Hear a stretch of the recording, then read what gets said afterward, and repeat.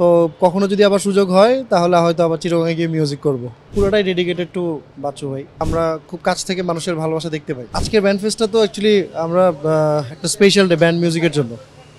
So actually এখানে সবসময় monetary value অথবা সব ধরনের ভ্যালু চিন্তা না করে এই মিউজিশিয়ানরা স্বতঃস্ফূর্তভাবে অংশগ্রহণ করে। সো এটা একটা আনন্দের দিন আর একটা গেট টুগেদার। তো এই দিনটা উদযাপন করতে আসি প্রতি বছর। সেইবারও আসলাম, দ্যাট ওয়াজ মানে দিস ইজ অ্যামেজিং। মানে অ্যাকচুয়ালি ব্যান্ড মিউজিক তো পুরোটাই ডেডিকেটেড টু বাচ্চু ভাই।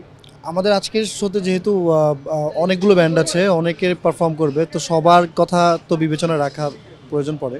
সো এই জন্য আমরা একটা শর্ট লিস্ট নিয়ে উঠছি। হয়তো আমাদের যে পপুলার যে গানগুলো, যেমন রিসেন্টলি নতুন অ্যালবামের একটা গান সবাই খুব সাড়া দিচ্ছে, সেটা হচ্ছে গানটার নাম হচ্ছে মা।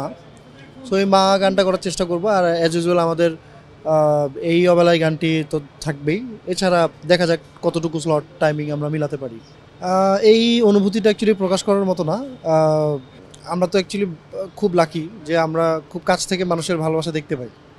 আমরা যখন কনসার্টে যাই তখন কনসার্টে গিয়ে মানুষের এক্সপ্রেশন দেখতে পাই, মানুষের উচ্ছ্বাস দেখতে পাই। সো এই জিনিসটা অনেক বেশি কি বলবো, আমাদেরকে আনন্দ দেয়।